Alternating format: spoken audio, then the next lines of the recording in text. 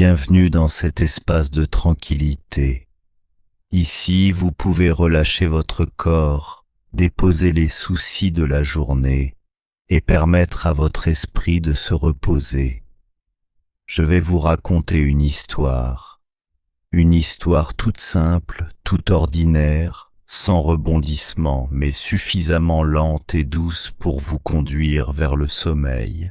Fermez doucement les yeux, respirez profondément et laissez-vous porter par le rythme paisible de chaque mot. Alors maintenant, commençons notre histoire. L'amour et la trahison. Paris au printemps possède toujours un charme particulier, à la fois doux et éclatant. Les arbres qui bordent le boulevard Saint-Germain commencent à bourgeonner de vert tendre. L'arôme du café s'échappe des petites terrasses au coin des rues. Le bruit des pas résonne sur les vieux trottoirs pavés. Tout cela compose la mélodie quotidienne à laquelle les Parisiens sont si habitués. Dans cette atmosphère, 3 personnes semblaient liées par un fil invisible: Camille, Adrien et Nathalie. Camille est une jeune femme de 27 ans qui travaille dans l'édition. Ses cheveux châtains, souples, sont souvent attachés en arrière et ses yeux bleus, clairs comme un lac d'automne, inspirent une profonde sérénité à quiconque les croise. Camille n'est pas de celles qui attirent tous les regards, mais sa sincérité naturelle pousse les autres à vouloir s'approcher d'elle. Elle croit aux choses simples, qu'un bon livre peut changer une humeur, qu'une étreinte véritable peut apaiser la douleur, et qu'une amitié solide peut durer toute une vie. Adrien, l'homme qu'elle aime, est un jeune architecte, talentueux et ambitieux, grand, les cheveux légèrement bouclés et le sourire chaleureux. Il représente pour Camille un appui sûr. Leur rencontre remonte à un colloque littéraire. Adrien y assistait comme simple auditeur, tandis que Camille s'occupait de l'organisation. Un simple échange de regards avait suffi pour allumer l'étincelle d'une histoire d'amour douce et tendre. Et puis, il y a Nathalie, la meilleure amie de Camille, qui est son exact opposé. Photographe indépendante, elle est libre, audacieuse, amoureuse des voyages et des aventures imprévues. Sa beauté captive tous les regards, des cheveux blonds couleur miel, un sourire charmeur toujours suspendu à ses lèvres et des yeux brillants de défi face au monde. Elle aime plaisanter en disant que Camille est la paix, alors qu'elle, c'est la petite tempête. 2 extrêmes qui, étonnamment, se complètent, cimentant une amitié née à l'adolescence. Leur soirée de week-end avait presque toujours le même rituel, se retrouver dans un petit café du quartier du Marais. Camille choisissait toujours une table près de la fenêtre, Adrien commandait un espresso noir et Nathalie ne résistait jamais à un verre de vin rouge. Ensemble, ils parlaient de leur travail, de leurs projets, de leurs rêves. L'air y était pur, limpide, comme une toile printanière que l'on voudrait garder intacte pour toujours.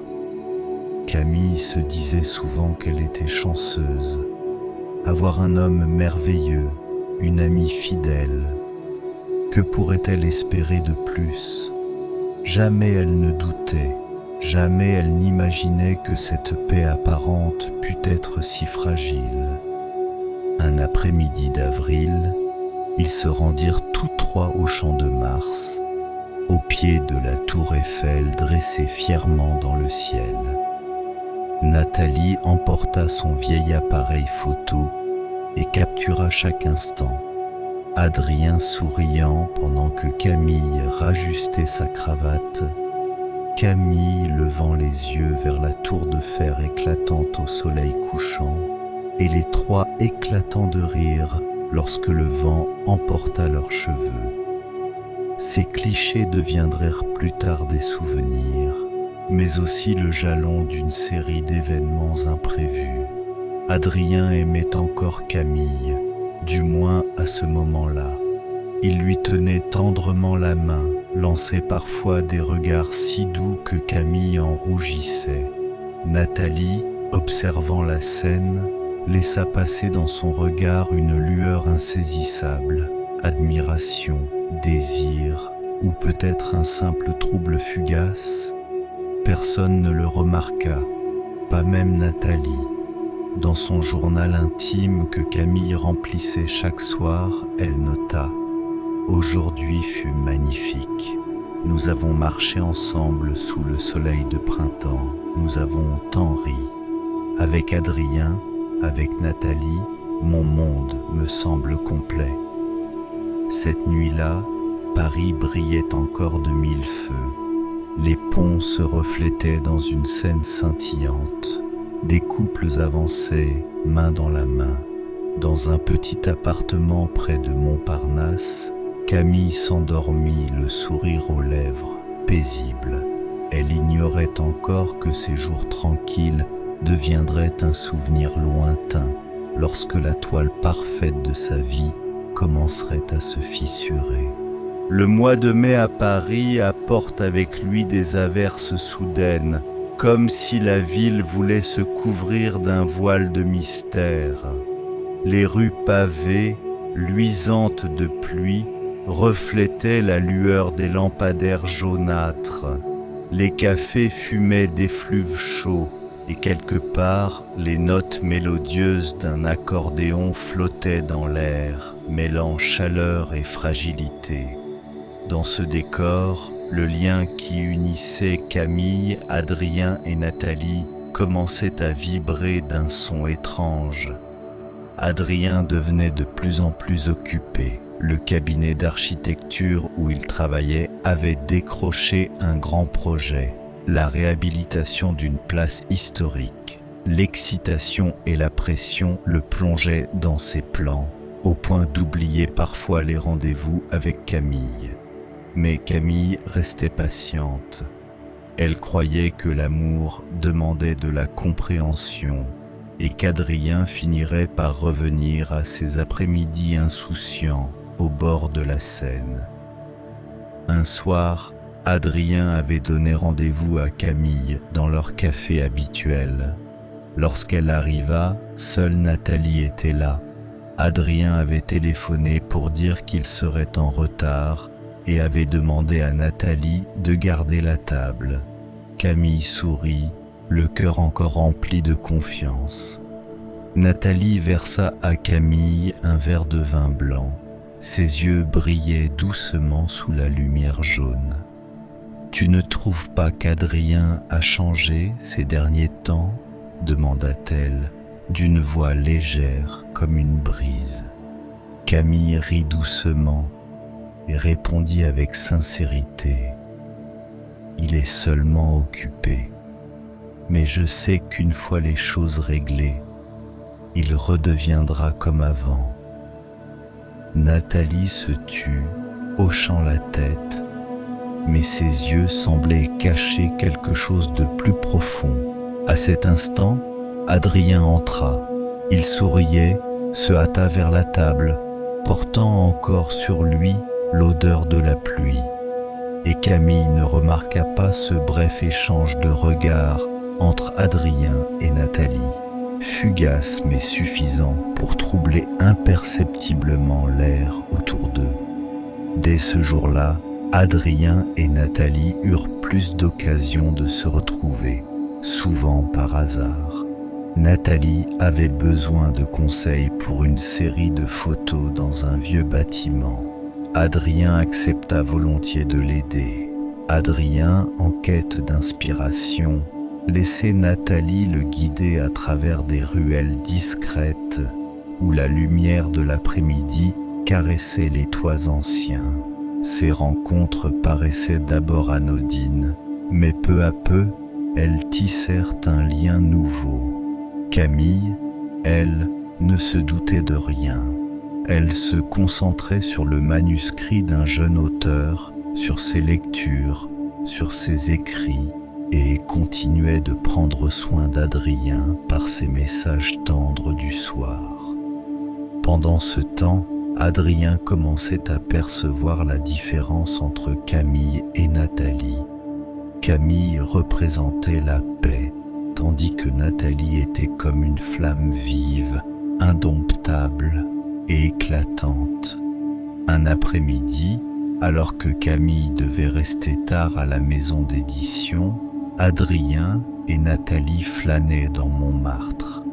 Ils s'arrêtèrent sur les marches du Sacré-Cœur, contemplant Paris s'embraser dans le couchant. Nathalie se tourna vers lui et demanda « Est-ce qu'il t'arrive de trouver la vie trop paisible au point d'en devenir un peu monotone ?» Adrien fut surpris, puis esquissa un sourire. « Parfois, mais la paix a aussi sa beauté. » Nathalie inclina légèrement la tête, ses yeux éclairés par le soleil déclinant. « Oui, mais parfois on a besoin aussi des tempêtes. » Cette phrase résonna, vague, mais comme une graine semée dans l'esprit d'Adrien. De retour chez lui, Adrien trouva Camille endormie sur le canapé, un livre glissé entre ses doigts. Il l'aimait toujours, mais dans un instant fugace, il comprit que son cœur commençait à battre d'un autre élan, dangereux et insaisissable. Camille s'éveilla, lui sourit, inconsciente de la petite fissure qui venait de naître entre eux. Une fissure minuscule, mais qui, si elle s'élargissait, pourrait suffire à briser tout un monde de quiétude. L'été arriva, apportant avec lui les longues nuits chaudes de Paris. Les rues s'illuminaient, les cafés restaient bruyants jusque tard, et la foule semblait ne jamais cesser de couler sur les grands boulevards. Mais dans le cœur de ces trois êtres, Camille, Adrien et Nathalie, la cadence n'était plus paisible. Une tempête silencieuse avait commencé, sans fracas, sans tumulte, mais assez puissante pour tout bouleverser. Adrien se sentait de plus en plus incapable de résister à l'attrait de Nathalie. Elle possédait en elle une force explosive, l'exact opposé de la douceur tranquille de Camille. Chaque fois que Nathalie riait, une étincelle traversait son regard et troublait Adrien. Il ne cherchait pas à comparer, mais la différence sautait aux yeux. Camille ressemblait à une sonate délicate, tandis que Nathalie était comme un morceau de jazz libre, indompté. Et Adrien, dans un instant de lucidité troublée, comprit qu'il désirait davantage l'imprévisible du jazz que la sérénité de la sonate. Un soir de juillet, Camille était à Lyon pour un congrès d'édition. Adrien restait à Paris et c'est alors que Nathalie l'appela pour l'inviter à sa galerie photo. C'était un petit espace du 11e arrondissement, baigné d'une lumière dorée, dont les murs portaient des clichés de Paris, des ruelles anciennes, des regards perdus croisés au hasard du quotidien. Adrien entra et l'atmosphère semblait différente du monde extérieur. Nathalie portait une robe noire simple, mais son regard captivait Adrien au point qu'il ne pouvait le détourner. Ils parcoururent ensemble les cadres, parlant de lumière, d'architecture, de la beauté fragile des choses éphémères.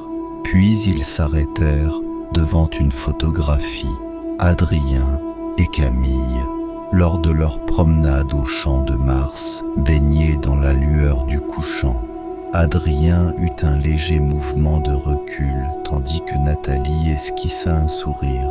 « Tu vois, vous avez l'air si heureux. » Adrien acquiesça, mais une douleur contradictoire lui serra le cœur. Ce moment avait été beau, et pourtant ses émotions présentes s'orientèrent vers la femme debout à ses côtés. La distance entre eux se réduisit, un regard prolongé, un souffle trop proche, et alors l'inévitable se produisit. Dans l'ombre de la galerie, Adrien et Nathalie franchirent la limite. Après cet instant, le silence pesa. Adrien s'affaissa sur une chaise, la tête entre les mains, rongé par le remords. « Camille, elle ne mérite pas ça, » murmura-t-il.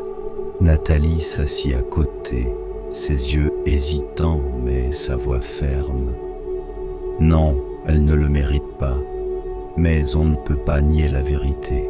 Adrien, tu ressens quelque chose pour moi, et moi aussi. » Adrien la fixe. Dans son regard brûlait une lutte acharnée. Il aimait Camille, il ne l'avait jamais reniée, mais Nathalie exerçait sur lui une attraction puissante, irrépressible. Cette nuit-là, Adrien rentra dans l'appartement où Camille avait laissé un petit mot sur la table. « Tu me manques, bonne nuit ». Son écriture douce et familière déchira Adrien en deux. Il resta longtemps immobile, le papier tremblant entre ses mains. Camille, elle, demeurait candide. Elle croyait qu'Adrien l'aimait d'un amour unique, indivisible. Elle ignorait qu'au cœur des ombres parisiennes, cet amour s'était déjà fêlé. La trahison venait de commencer, silencieuse, mais semblable à une fissure dans un verre fragile. Une fois apparue, jamais elle ne disparaîtrait. Août enveloppa Paris de sa chaleur écrasante. Les rues étaient plus désertes que d'ordinaire, les habitants quittant la ville pour les vacances d'été. Camille, au contraire, resta à Paris pour terminer un manuscrit important pour la maison d'édition. Elle croyait qu'une fois ce travail achevé, elle et Adrien partiraient pour le sud de la France. Une douce escapade promise depuis longtemps, mais Adrien vivait autrement.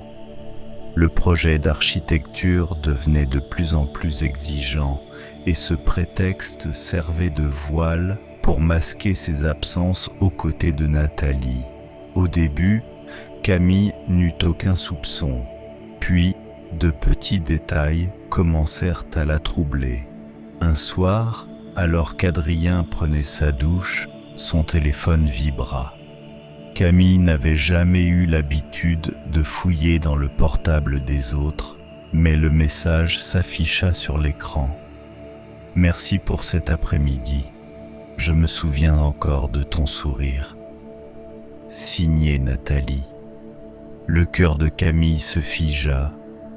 Elle tenta de se rassurer.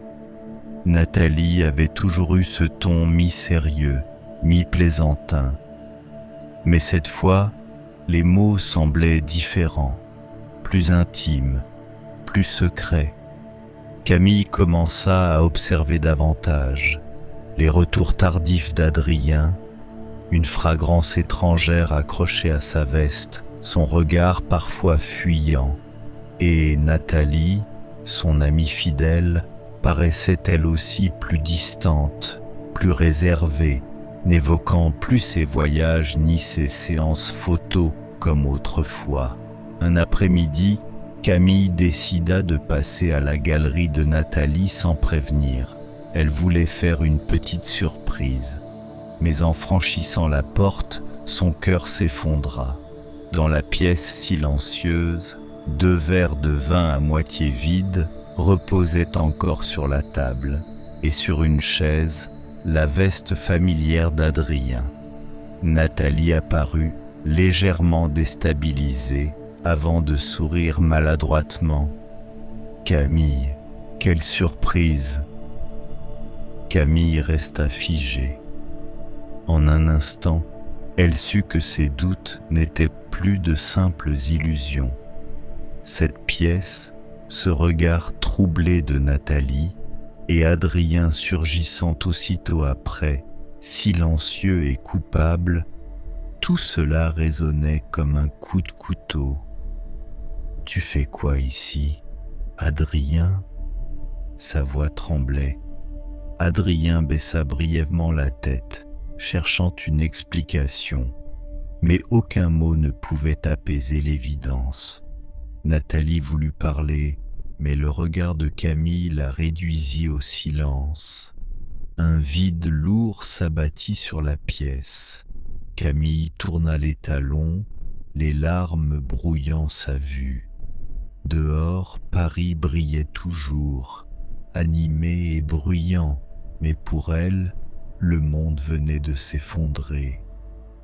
L'homme qu'elle aimait et son amie la plus chère, les deux personnes en qui elle avait placé toute sa confiance, s'étaient liguées pour la trahir. Cette nuit-là, Camille s'assit seule au bord de la Seine. Le vent glacé remontait de l'eau, les reflets des réverbères dansaient sur les vaguelettes. Elle se remémora chaque souvenir, les soirées à rire tous les trois, les photos prises ensemble, les promesses chuchotées à son oreille. Tout cela n'était plus qu'illusion. Dans son journal, pour la première fois depuis des années, elle écrivit sans douceur « L'amour peut trahir, l'amitié peut trahir, mais la douleur la plus cruelle n'est pas de les perdre, eux, mais de perdre la confiance en soi, la certitude d'avoir choisi les bonnes personnes à qui offrir tout son cœur. » Paris scintillait toujours, mais pour Camille, ces lumières n'étaient plus que des éclats tranchants de vérité. Après cette nuit passée seule au bord de la Seine, Camille sut qu'elle ne pouvait plus se taire. Le doute avait laissé place à la vérité, et cette vérité devait être affrontée. Plus aucune raison de feindre la paix quand le cœur est déjà brisé au point de ne plus pouvoir guérir. Elle donna rendez-vous à Adrien et Nathalie dans le café familier du Marais, ce lieu où, autrefois, tant de souvenirs heureux les avaient unis. La table près de la fenêtre était toujours là, baignée par la lumière dorée, mais l'atmosphère n'était plus la même. Plus de rires cristallins, seulement un silence pesant. Camille arriva la première, assise bien droite, les mains étroitement croisées, son regard était ferme, mais au fond se cachait un océan de douleur. Nathalie entra ensuite, sa chevelure blonde effleurant ses épaules, les yeux légèrement troublés. Adrien fut le dernier, le visage marqué par la fatigue, comme s'il n'avait pas dormi de la nuit. « Nous devons parler. » La voix de Camille était étonnamment calme. Adrien baissa la tête, muet. Nathalie mordilla ses lèvres, inspira profondément. « Camille, je n'ai aucun moyen de dire cela sans te blesser, mais je crois que tu mérites la vérité. » Camille acquiesça, les yeux rougis, mais sans larmes. « Alors parle. » Nathalie jeta un regard à Adrien, puis murmura « Nous avons franchi la limite. » Ces mots lacérèrent le cœur de Camille comme une lame. Pourtant, au lieu de s'effondrer, elle redressa le dos, digne et fière. Ce qui me brise le plus, Nathalie, ce n'est pas que tu aimes Adrien, c'est que tu m'aies trahi, moi, qui avais plus confiance en toi qu'en quiconque. Adrien prit enfin la parole, la voix tremblante. Camille, je suis désolé. Je ne sais pas comment les choses ont pu en arriver là. Je t'aime encore, mais j'aime aussi. Assez, coupa Camille. Ne me dis pas que tu m'aimes encore alors que tu as donné ton cœur à une autre. L'amour n'est pas quelque chose que l'on partage. Si tu l'as choisi, ne me retiens pas seulement pour apaiser ta culpabilité. L'air devint irrespirable. Nathalie baissa les yeux, ses mains tremblantes. Adrien tenta de saisir celle de Camille, mais elle se déroba, son regard glacé ne lui appartenant déjà plus. J'ai une seule question. La voix de Camille se brisa légèrement. Avez-vous jamais pensé à moi, ne serait-ce qu'une fois dans ces moments-là? Adrien resta muet. Nathalie garda le silence, et ce silence valait réponse. Camille se leva. Elle les contempla une dernière fois, non pas avec haine, mais avec une tristesse profonde, celle de comprendre que, parfois, ceux en qui l'on a le plus confiance sont précisément ceux qui nous blessent le plus. À partir de maintenant, nous n'avons plus rien à partager, dit-elle avant de tourner le dos et de s'en aller. Dehors, Paris brillait encore, les rues bourdonnaient de vie, mais pour Camille, chaque pas l'éloignait d'un monde révolu. Elle ne pleura pas. Ses larmes s'étaient épuisées la nuit précédente. Il ne restait que la fierté et la détermination de recommencer. Adrien resta assis, le regard perdu dans la silhouette de Camille qui disparaissait. Un regret sans fin le rongeait. Nathalie demeura immobile, comprenant que l'amour qu'elle croyait avoir gagné n'était en réalité qu'une immense défaite. L'amitié s'était brisée, l'amour s'était effondré, et il ne restait plus que 3 âmes égarées au milieu de cette ville éclatante. Quelques semaines s'étaient écoulées depuis l'affrontement au Café du Marais. Paris restait animé comme toujours, mais pour Camille, le rythme de la vie avait changé. Les après-midi passés à flâner le long de la Seine, les nuits solitaires dans son petit appartement de Montmartre, lui avaient offert le temps de revoir toute son existence. L'amour, l'amitié, la confiance et la trahison. Au début, la douleur était comme une ombre écrasante, l'empêchant de respirer. Mais peu à peu, elle comprit qu'au cœur même de cette perte se cachait un bien précieux. Elle se retrouvait elle-même. Elle n'était plus cette femme vivant pour les autres, pour des liens fragiles. Elle apprenait désormais à vivre pour elle, à apprécier les petites choses de chaque jour. Un matin de mars, alors que Paris s'éveillait au printemps, Camille entra dans une petite librairie de la rue Saint-Honoré. Là, elle rencontra Étienne, un jeune photographe en quête d'inspiration pour son nouveau projet. Une conversation fortuite, au détour d'une étagère, ouvrit une perspective inattendue. Non pas un amour précipité, mais une résonance silencieuse.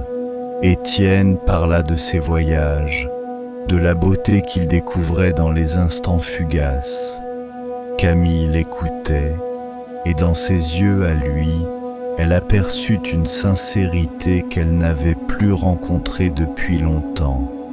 Il n'était pas pressé, n'échangeait pas de promesses, mais simplement deux âmes cheminant côte à côte, s'aidant à franchir les vides intérieurs. Un soir, Camille revint au bord de la Seine, là où elle avait jadis épuisé toutes ses larmes. Mais cette fois, elle s'assit, ouvrit son carnet et se mit à écrire. Les pages blanches devinrent l'écrin de ses souvenirs, de ses douleurs, mais aussi de ses espoirs. Écrire l'aidait à guérir. Chaque mot tracé était une respiration, la rapprochant un peu plus de la paix intérieure. Quant à Adrien, il disparut de la vie de Camille. Parfois, au détour d'une rue, elle croyait entrevoir sa silhouette, mais lorsqu'elle se retournait, il ne restait qu'une foule anonyme. Nathalie, elle, quitta Paris pour un projet professionnel dans le sud de la France. Tout s'évanouissait comme un chapitre désormais clos. Camille savait que le passé resterait là, telle une cicatrice, indélébile mais apaisée.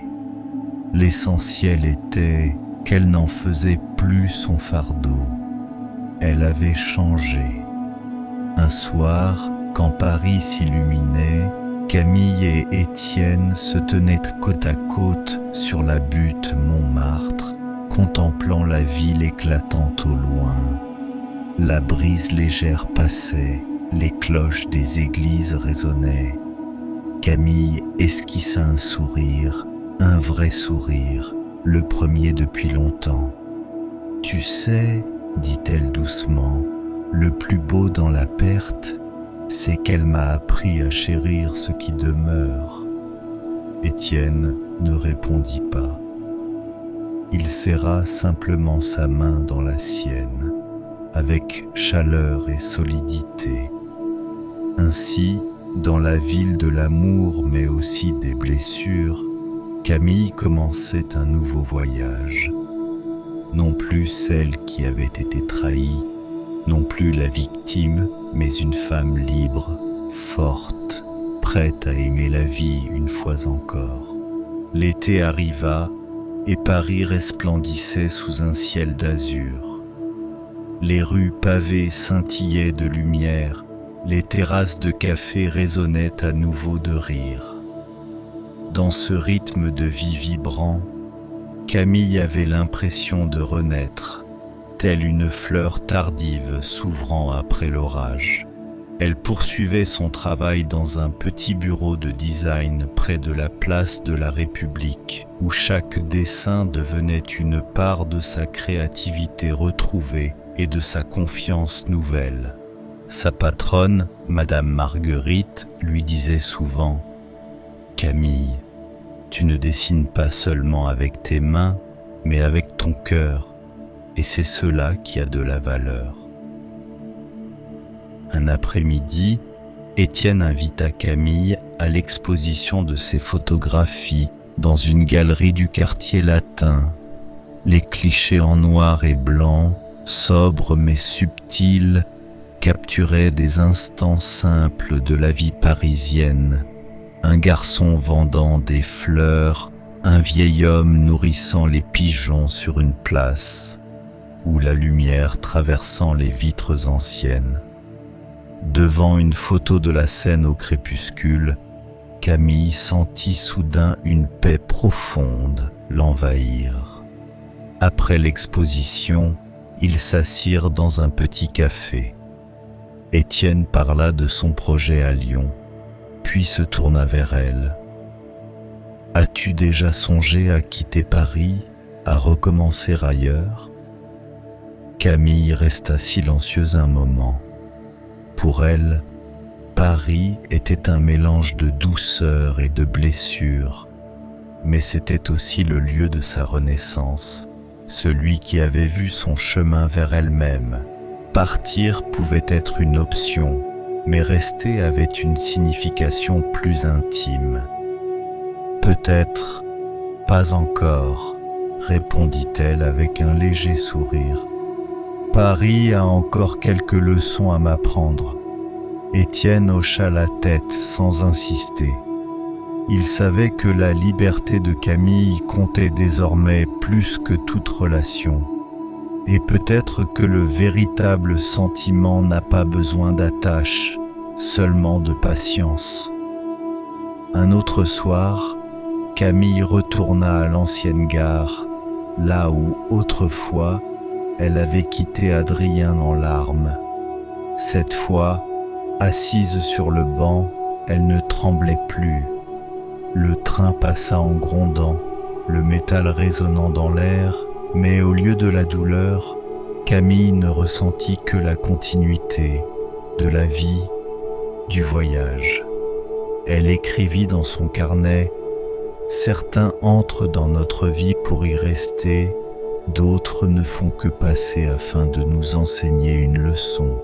Mais au fond, l'important n'est pas qui part, mais qui nous devenons après tout cela. » Cet été-là, Camille décida de s'inscrire à un cours d'écriture du soir.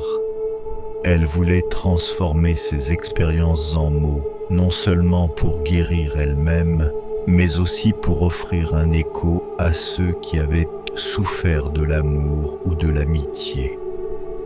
Lors du premier cours, l'enseignant demanda à chacun d'écrire quelques lignes ouvrant le livre qu'il rêvait d'écrire.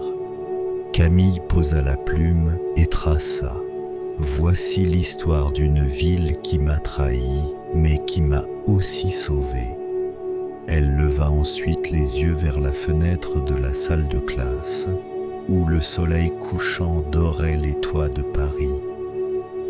Elle sut alors que son voyage continuait. Plus d'Adrien, plus de Nathalie, mais elle avait retrouvé elle-même, et autour d'elle, de nouvelles âmes, de nouvelles promesses. Paris, avec toute sa complexité et sa beauté, demeurait le port de son cœur. Et ainsi s'achève notre histoire de ce soir. Tout paraît simple, ordinaire peut-être, mais parfois, c'est justement dans cette simplicité que l'on trouve une vraie paix intérieure. À présent, vous n'avez plus besoin de penser à rien. Fermez les yeux, laissez votre corps se détendre et laissez doucement votre esprit glisser vers le sommeil. Cette nuit, endormez-vous profondément, paisiblement, et demain matin, à votre réveil, un nouveau jour vous attendra, tendre, léger et plein de sérénité. Je vous souhaite une douce nuit et de très beaux rêves.